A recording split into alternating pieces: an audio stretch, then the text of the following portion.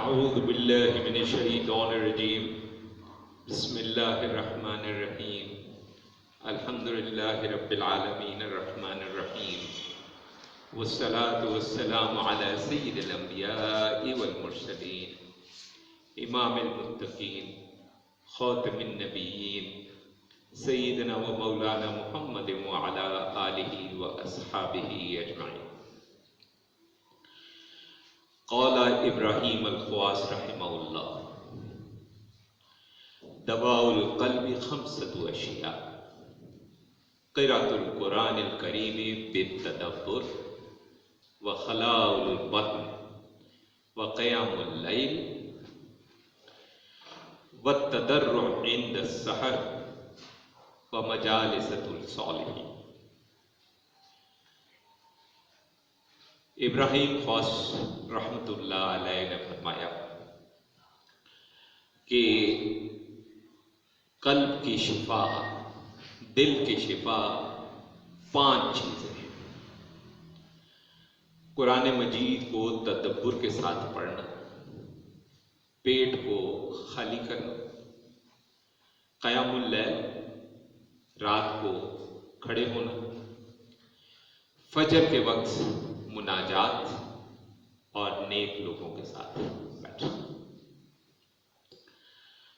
اس میں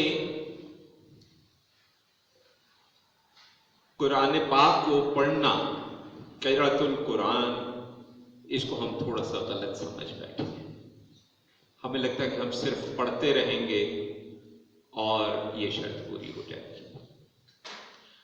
قرآن مجید کے جو حقوق ہیں ان پہ پہلے بھی ہم کئی بار گفتگو کر چکے ہیں۔ اس میں سب سے اہم نقطہ جو ہے وہ یہ ہے کہ قرآن مجید کو تدبر کے ساتھ پڑھنا ہے، اس پہ غور و فکر کرنا ہے، اس کے مطلب، اس کے مفاہیم ان کو سمجھنا ہے اور اس کے مطابق زندگی گزارنے کی کوشش کرنی ہے۔ ویسے تو قرآن مجید خالی بھی اگر صرف قرأت بھی کی جائے، عام بھی پڑھا جائے، تو اس کے بھی روحانی ثمرات ہیں، اس پہ کوئی دوسری رائے نہیں۔ لیکن جو اصل ثمرات ہیں وہ جو حاصل ہوتے ہیں وہ حاصل ہوتے ہیں اگر تدبر کے ساتھ پڑھا جائے، غور و فکر کے ساتھ پڑھا جائے اور پھر اس کو سمجھنے کی کوشش کی جائے۔ اس کے علاوہ خلاء البطن، پیٹ کو خالی رکھنا، یہ ایک بہت ہی اہم نقطہ ہے جس پہ ہم مسلمانوں سے شدید کوتاہی ہو رہی ہے۔ ایک حدیث مبارکہ میں آتا ہے کہ ایک صاحب بہت زیادہ کھانا کھایا کرتے تھے، اور جب وہ اسلام لائے تو انہوں نے کھانا کم کر دیا اور وہ کم کھانے لگے۔ اس کا ذکر کیا گیا رسول اللہ صلی اللہ علیہ وسلم سے، تو آپ نے فرمایا مومن 1 آنت میں کھاتا ہے اور کافر 7 آنتوں میں کھاتا ہے۔ یہ جو الفاظ ہیں کہ 1 آنت میں کھاتا ہے اور کافر 7 آنتوں میں کھاتا ہے، ان الفاظ میں اور اس مفہوم میں کئی احادیث مبارکہ ہمارے پاس موجود ہیں۔ بخاری میں ہے، مسلم میں ہے، ترمذی میں ہے، ابن ماجہ میں ہے، حمام میں ہے، امام مالک رحمۃ اللہ علیہ نے جو بیان کیا ہے، اور یہ بڑی اہم حدیث ہے۔ اور ایک اور حدیث جو ہم بچپن سے پڑھتے آ رہے ہیں اور اسکولوں میں اور اسلامیات کی کتابوں میں بھی سمجھتے آ رہے ہیں اور سنتے آ رہے ہیں لیکن اس پہ عمل نہیں کر رہے ہیں، وہ یہ ہے کہ پیٹ کے 3 حصے کیے جائیں، 1/3 پینے کے لیے، 1/3 جو ہے وہ سانس کے لیے، اور 1/3 جو ہے وہ کھانے کے لیے۔ ظاہر ہے کہ اب پیٹ کے یہ 3 حصے انسان کیسے کرے؟ مقصد کہنے کا یہ ہے کہ پیٹ بھر کر نہ کھائے، تھوڑا سا چھوڑ کر کھائے۔ ایک اور حدیث میں الفاظ آئیں کہ تھوڑی سی بھوک رکھ کے کھائے۔ اور یہ جو حدیث ہے یہ احمد میں بھی ہے، حاکم میں بھی ہے، ترمذی میں بھی ہے۔ اب ایک چیز سمجھیں کہ پیٹ بھر کے کھانا بہت سی بیماریوں کی وجہ ہے، جڑ ہے، اور یہ بیماریاں خالی جسمانی بیماریاں نہیں ہیں، یہ جذباتی بیماریاں بھی ہیں، ذہنی بیماریاں بھی ہیں، نفسیاتی بیماریاں بھی ہیں، روحانی بیماریاں بھی ہیں۔ زیادہ کھانا اور پیٹ بھر کے کھانا، اس سے روحانی جو ثمرات باقی معاملات میں ہمیں حاصل ہوتے ہیں اس میں کمی ہو جاتی ہے۔ یہ بڑا ضروری ہے کہ ہم جب کھائیں تو احتیاط کے ساتھ کھائیں اور تھوڑی سی بھوک رکھ کر چھوڑ دیں۔ ہمارے یہاں تو یہ بھی معاملہ ہے کہ ہم اکٹھے ہوتے ہیں، اگر کھانا کھاتے ہیں کوئی شخص اگر کم کھائے تو باقی دوست احباب اس کو زبردستی زور لگا کے کہتے ہیں کہ آج تم کم کھا رہے ہو، کچھ اور کھاؤ، کچھ اور کھاؤ، یہ بھی کھاؤ، یہ بھی کھاؤ۔ یہ سب کچھ غلط ہے، دین اسلام اس کو پسند نہیں کرتا ہے۔ اس میں جو بیماریاں ہیں اس میں ایک تو سب سے خطرناک جو بیماری ہے وہ یہ ہے کہ جب پیٹ بھرا ہوتا ہے تو انسان میں ہوس بڑھتی ہے، اور یہ جنسی اور جسمانی ہوس کی بات ہو رہی ہے۔ آپ اور بھی کئی ایسی احادیث مبارکہ موجود ہیں جن سے ہمیں پتہ چلتا ہے کہ اگر کسی انسان کو ایسی کسی مسئلے کا سامنا ہو، اس کو چاہیے کہ وہ کثرت کے ساتھ روزے رکھنا شروع کر دے اور اس سے یہ بیماری ختم ہو جاتی ہے۔ اب وہ علیحدہ بات ہے کہ روزے رکھنے کا ہم نے جو مطلب لے لیا ہے وہ یہ ہے کہ سحر کے وقت بھی ہم خوب، ہمارے یہاں تو آپ کو پتہ پراٹھے چل رہے ہیں، اور شام کو خوب پکوڑے اور سموسے چل رہے ہیں اور پتہ نہیں کیا کیا چل رہا ہے۔ یہ روزہ نہیں ہوتا۔ بڑی احتیاط کے ساتھ چیزوں کو دیکھنے اور سمجھنے کی ضرورت ہے، اور زیادہ کھانے کے بہت زیادہ نقصانات ہیں، اور پھر جسمانی بیماریوں کے بھی مسائل ہیں۔ انسان کو معدے کی بیماریاں ہو جاتی ہیں، انسان کو آنتوں کی بیماریاں ہو جاتی ہیں، اور بے تحاشا ایسے معاملات ہیں، اس لیے احتیاط ضروری۔ پھر قیام اللیل ہم آپ سب جانتے ہیں، اور قیام اللیل میں جو ہمارے پاس ہے وہ ہے تہجد کی نماز، اور ہم آپ جانتے ہیں، ہم نے سیرت النبی صلی اللہ علیہ وسلم میں بھی پڑھ رکھا ہے، اور کئی بار علماء سے بھی ہم نے سنا ہے کہ حضور اکرم صلی اللہ علیہ وسلم ساری ساری رات عبادت کیا کرتے تھے، تو اللہ تبارک و تعالیٰ نے آپ کو منع فرمایا، اور کیا کہا کہ کچھ دیر پہلے آرام فرمایا کریں، اس کے بعد اٹھنا کریں۔ رات کا جو تیسرا پہر ہے وہ بہت زبردست اس معاملے میں ہے روحانی ثمرات کے حوالے سے۔ انسان جلدی سوئے تیسرے پہر، یا کم از کم فجر کے وقت سے گھنٹہ ڈیڑھ گھنٹہ پہلے اٹھ جائے، ذکر کرے، تہجد پڑھے، اور اگر تہجد پڑھے تو وتر تہجد کے بعد پڑھے۔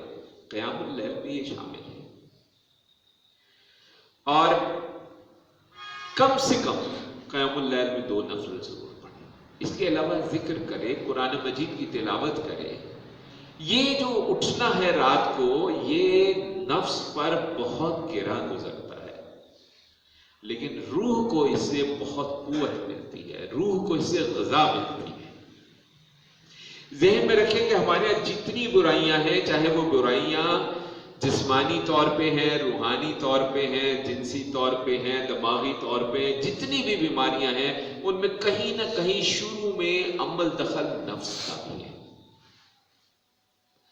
اور نفس کو اگر کسی چیز سے مقابلہ کیا جا سکتا ہے تو وہ روح اور قلب سے کیا جا سکتا ہے۔ نبی کریم صلی اللہ علیہ وسلم کا فرمان مبارک ہے کہ اس جسم کے اندر انسان کے ایک گوشت کا لوتھڑا ہے، جو اگر اچھا ہے تو تمام جسم اچھا ہے، اور اگر وہ برا ہے تو تمام جسم برا ہے، اور جان لو کہ وہ لوتھڑا تمہارا قلب ہے۔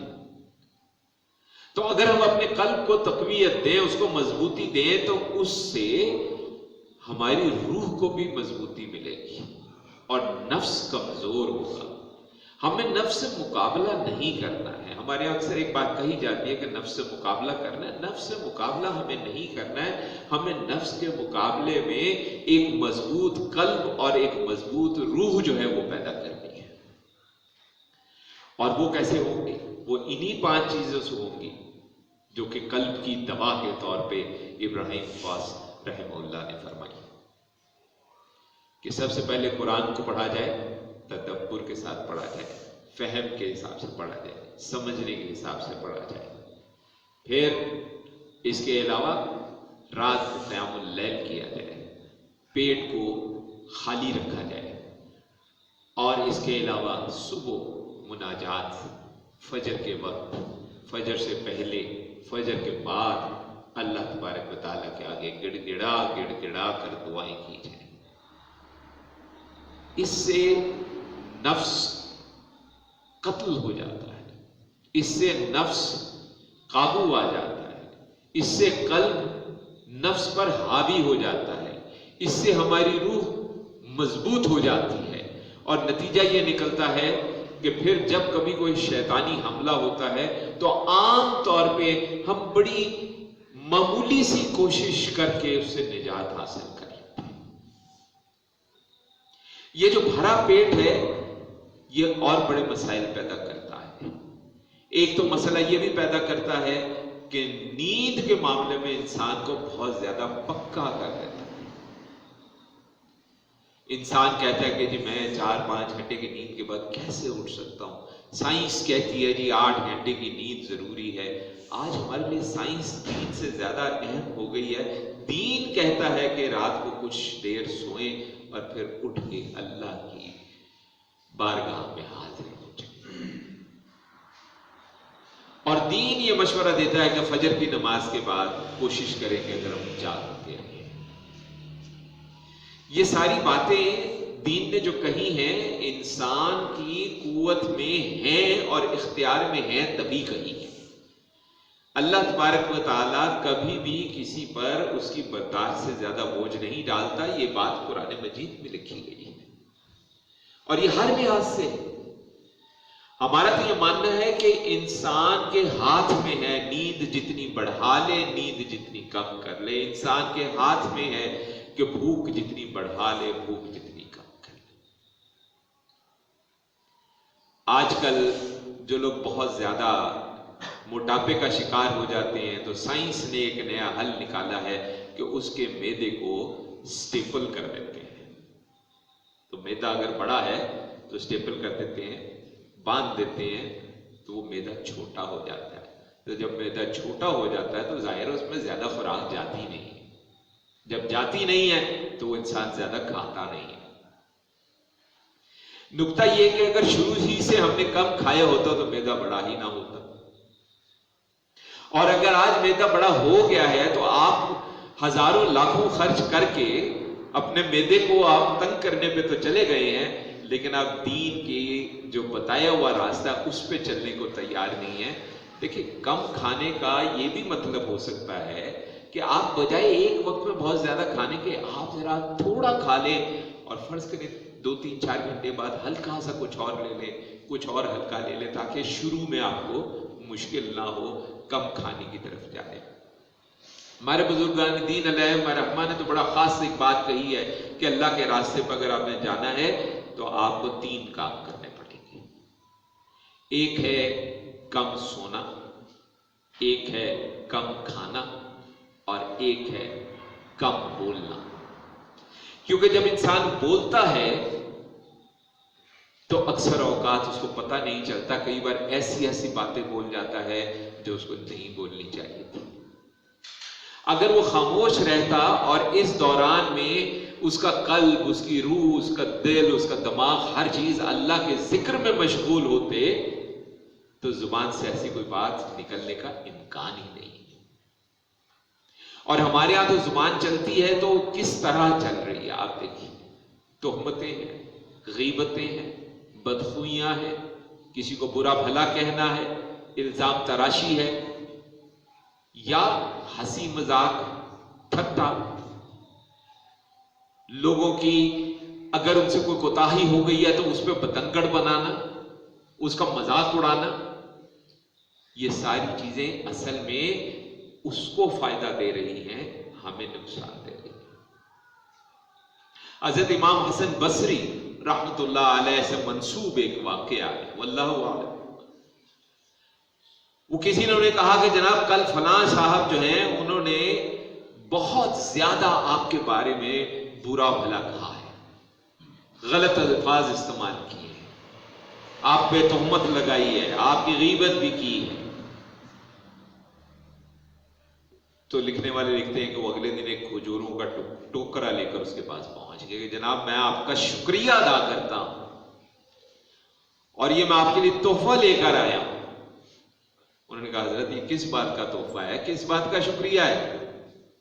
تو کہنے لگے کہ جناب یہ تحفہ اس بات کا ہے کہ ہمیں پتہ چلا ہے کہ کل آپ کی وجہ سے میرے نامہ اعمال میں خوب اضافہ ہوا ہے ماشاءاللہ. کیونکہ جب ہم کسی کے تہمت کر رہے ہیں, غیبت کر رہے ہیں, تو کیا ہو رہا ہے؟ ہو یہ رہا ہے کہ ہمارے ثواب اللہ اس کو دے رہا ہے, اور اگر ہماری طرف سے کوئی ثواب باقی بچا نہیں ہے دینے کو, ہماری نیکی کو ادھر جو ہے وہ جانے کو موجود نہیں ہے, تو اس کا گناہ ہمیں مل رہا ہے. کبھی سوچیں کہ ایسا نہ ہو کہ جن لوگوں کو آپ بڑا برا سمجھتے ہیں اور ان کی برائی کرتے ہوئے ہماری زبانیں نہیں تھکتی ہیں, کل کو پتہ چلے وہ تو بخشا جائے اور ہم جہنم میں پہنچے ہوں, صرف اس لیے کہ ہم نے اس کی اتنی غیبت کی کہ ہماری ساری نیکیاں اس کو مل گئی, اس کے سارے ثواب ہمیں, تو وہ گناہ ہمیں مل گئے. یہ بڑا اہم اور سوچنے والا نقطہ ہے.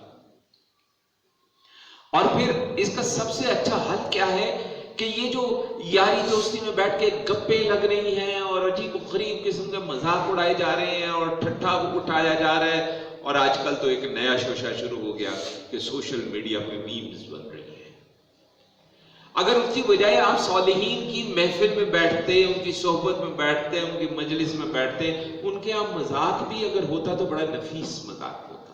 آپ سیرت النبی صلی اللہ علیہ وسلم کا مطالعہ کریں تو حضور صلی اللہ علیہ وسلم نے بھی مذاق کیا ہے, صحابہ کے درمیان بیٹھ کے مذاق کیا ہے, لیکن کیسا نفیس مذاق ہوتا تھا. ہمارے بزرگوں نے کتابوں میں لکھا ہے مذاق کیا, بلکہ ایک طرح کا مذاق اڑایا بھی ہے, لیکن وہ کیسا نفیس طریقے سے مذاق اڑایا ہے کہ جس کا مذاق اڑایا گیا ہے وہ بھی اس سے لطف اٹھا رہا ہے اور خوش ہو رہا ہے, اور وہ ساتھ شامل ہے.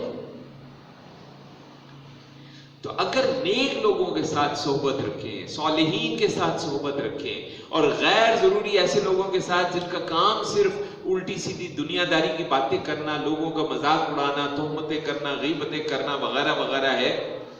ہم نے, اگر آپ کو یاد ہو تو, ایک نشست میں ایک پوری نشست کی تھی جمعہ کے دوران مذاق اڑانے پر, کہ کتنا شدید گناہ ہے دین اسلام کی روشنی میں کسی کا مذاق اڑانا. اور ہم ان چیزوں میں اپنا وہ قیمتی وقت برباد کر رہے ہیں جو قیمتی وقت ہم اللہ کے ذکر میں جو ہے وہ صرف کر سکتے ہیں. اور ذکر کرنا تو بہت آسان ہے, یا اکیلے میں یا نشست میں کسی جگہ بہت آسان ہے. فرض کریں کہ بہت مجبوری ہے آپ کا کسی ایسی صحبت میں بیٹھنا, بہت زیادہ مجبوری ہے جہاں پہ اس قسم کی خرافات چل رہی ہیں, اور آپ ایک دفعہ دو دفعہ سمجھاتے ہیں, الٹا آپ کے اوپر چڑھائی کر دی جاتی ہے تو آپ خاموش ہو جاتے ہیں. اب آپ کیا کریں؟ آپ خاموشی کے ساتھ لا حول ولا قوت الا باللہ کا ذکر شروع کر دیں. دل, زبان اور ہونٹ ہلائیں, یا استغفر اللہ کا ذکر شروع کر دیں, کیونکہ جو آپ کے سامنے کام ہو رہا ہے وہ گھٹیا ہے. اگر کوئی بہت اچھی بات ہو رہی ہے تو سبحان اللہ کا ذکر کر دیں, اگر اللہ کے نعمتوں کی بات ہو رہی ہے تو الحمدللہ کا ذکر شروع کر دیں. یعنی ہمارے ہاتھ میں ہے کہ ہم جو بھی صورتحال ہے, جو بھی اس وقت چل رہا ہے, ان حالات کو سامنے رکھتے ہوئے اپنے ذکر کا انتخاب خود بھی کر سکتے ہیں. لیکن اگر ایسا نہ بھی ہو تو کوئی بھی ذکر کر لیں تو بھی ٹھیک ہے. آپ جانتے ہیں کہ حدیث مبارکہ ہے, نبی کریم صلی اللہ علیہ وسلم نے فرمایا ہے کہ جو افضل ذکر ہے وہ ہے لا الہ الا اللہ.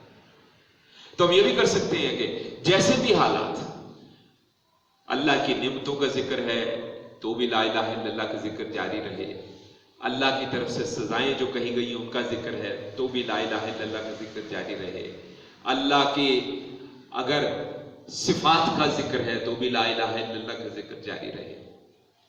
اور اگر کوئی خدا نہ خواستہ خرافات پر مبنی گفتگو کر رہا اور کسی وجہ سے آپ اپنے آپ کو اس قابل نہیں سمجھتے کہ ان کو روک سکے تو بھی لا الہ الا اللہ کا ذکر جاری رکھ سکتے, کوئی مسئلہ نہیں. ہاں لیکن ایسے معاملات میں ہم ذاتی طور پہ یہ سمجھتے ہیں کہ استغفر اللہ اور لا حول ولا قوت الا باللہ بہترین ذکر ہے. اور لا حول ولا قوت الا باللہ کے بارے میں تو نبی کریم صلی اللہ علیہ وسلم کا فرمان ہے کہ یہ جنت کے خزانوں میں سے ایک خزانہ ہے. اللہ اکبر. یعنی اس دنیا میں زندگی گزارتے ہوئے جب ہمارے ارد گرد ایک سے ایک خرافات ہے اور ایک سے ایک شیطان ہے اور شیطانی حرکتیں ہیں اور سب کچھ ہے، تب بھی ہمارے پاس ایک جنت کا خزانہ موجود ہے. اور اگر ہم اس جنت کے خزانے سے استفادہ نہ کر سکیں، اس سے فائدہ نہ اٹھا سکیں، تو کیسی نااہلی ہے ہماری. اب بہتر تو یہ ہے کہ سمجھایا جائے لوگوں کو. لیکن آج کل تو معاملہ یہی ہے کہ کبھی کبھی بندہ ایک آدھ دفعہ بات کر لیتا، دوسری دفعہ بات کرے تو اگلے ہی آپ کے ساتھ گستاخی، بد زبانی اور بد کلامی کو اتر آتے ہیں.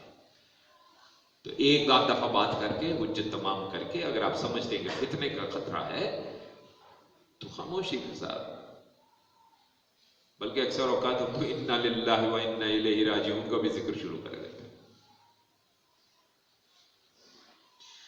اگر آپ ان 5 باتوں کا خیال کریں تو انشاءاللہ جو دل کی کتنی بھی روحانی بیماریاں ہیں ان سب سے نجات حاصل ہو جائے گی. کسی قسم کی ذہنی کوئی بیماری پیدا ہونے کا امکان تقریباً ختم ہو جائے گا. احمد العلاوی انہوں نے بڑی خوبصورت ایک عربی نظم لکھی ہے، غالباً 3 اشعار سے یا 4 یا 5 اشعار، مختصر سی نظم ہے. اس کا ترجمہ ہم آپ کو پیش کر دیتے ہیں. یہ نظم ان لوگوں کے لیے ہے جو لوگ ان 5 باتوں کا خیال کرتے ہیں. یہ ہماری رائے ہے. ظاہر ہے ہماری رائے سے اختلاف کیا جا سکتا ہے، لیکن ہماری رائے ہے کہ یہ ان لوگوں کے لیے ہے جو ان 5 باتوں کی کوشش کرتے ہیں، خیال کرتے ہیں، اس کے مطابق اپنے آپ کو، اپنی زندگی کو، اپنا اٹھنا بیٹھنا چلنا پھرنا، اس کو کوشش کرتے ہیں کہ سنوار سکیں. آپ کہتے ہیں صاف نظارہ، پاک حاضری، اللہ والوں کے لیے خوشخبری. کھڑے ہو جاؤ مست. اب یہ مست اللہ معاف کرے ہمارے یہاں مست اور ہی معنوں میں لے لیا جاتا ہے، یہ وہ مست نہیں ہے. مست اس خوشی پر اور اللہ کے شکر کی عمارت کھڑی کر دو، یہاں تک کہ جو ہم میں سے نہیں ہے وہ ہمیں اللہ کے ذکر میں پاگل کہنے لگے. یہ بھی ایک حدیث کے مطابق ہے کہ اللہ کے ذکر ایسے کرو کہ لوگ کہیں دیوانہ ہے. اب اس کے کئی مطلب، کئی مفہوم لیے جا سکتے ہیں. ایک مفہوم تو اس کا یہ کہ ذکر بندہ کرے تو اس طرح کرے کہ بس محو ہو جائے اور گم ہو جائے اور لوگ کہیں تو پاگل ہے. ایک اور بھی طریقہ ہے. ایک بزرگوار گزرے کچھ عرصہ پہلے ہی ان کا انتقال ہوا، ان کی تحریر میں ہماری نظر سے گزرا.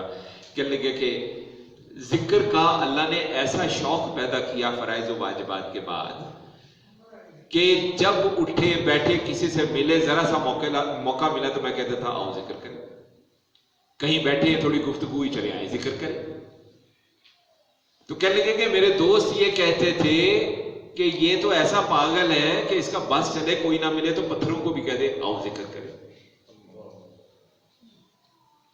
یہ بھی ایک طریقہ ہے دیوانہ ہونے کا. تو یہ ایک حدیث مبارکہ کے عین مطابق ہے کہ لوگ کہنے لگے کہ یہ شخص دیوانہ ہے، یہ مجنون ہے، یہ پاگل ہے. پھر کہتے ہیں ہمیں بشارت دو، مبارکباد دو ہمارے لیے، اے آنکھوں اللہ کی محبت لکھ دی گئی ہے. یعنی یہ 5 چیزیں انشاءاللہ آپ کو اس جگہ پہ پہنچا دیں گی، اللہ نے چاہا کہ اللہ کی محبت آپ کا نصیب بن جائے گی. اللہ آپ سے محبت کرے گا، کیونکہ یہ جب 5 چیزوں پہ چلیں گے تو آپ نبی کریم صلی اللہ علیہ وسلم کے ساتھ ایسے جڑ جائیں گے کہ براہ راست آپ کا تعلق اللہ سے قائم ہو جائے گا. آپ کو وہ پسند آئے گا جو نبی کریم صلی اللہ علیہ وسلم کو پسند ہے. آپ کو وہ برا لگے گا جو نبی کریم صلی اللہ علیہ وسلم کو برا لگتا ہے. آپ جاننا چاہیں گے کہ میرا نبی کیسے اٹھتا تھا، بیٹھتا تھا، چلتا تھا، پھرتا تھا، کھاتا تھا، پیتا تھا. آپ کوشش کریں گے کہ میں بھی اس طرح کروں. اس بات کو سمجھنے کے لیے گو کہ اس کو ہم یہ نہیں کہہ رہے کہ آپ اس کی تقلید کریں، صرف سمجھنے کے لیے ہر انسان کا اپنا ایک مزاج ہوتا ہے. ایک بزرگوار کے بارے میں کہا جاتا ہے کہ انہوں نے ساری عمر خربوزہ نہیں کھایا. کسی نے پوچھا حضرت آپ نے خربوزہ کیوں نہیں کھایا؟ کہنے لگا میں اس لیے نہیں کھایا کہ مجھے یہ نہیں پتا چلا کہ خربوزہ نبی کریم صلی اللہ علیہ وسلم نے کس طرح کھایا، تو میں اس خوف سے خربوزہ نہیں کھاتا کہ کہیں یہ نہ ہو کہ میں اس طرح کھا جاؤں جس طرح انہوں نے نہیں کھایا. ظاہر ہے ہم یہ نہیں کہہ رہے کہ آپ ایسا کریں، یہ ان کا ایک مزاج تھا، ان کی کیفیت تھی.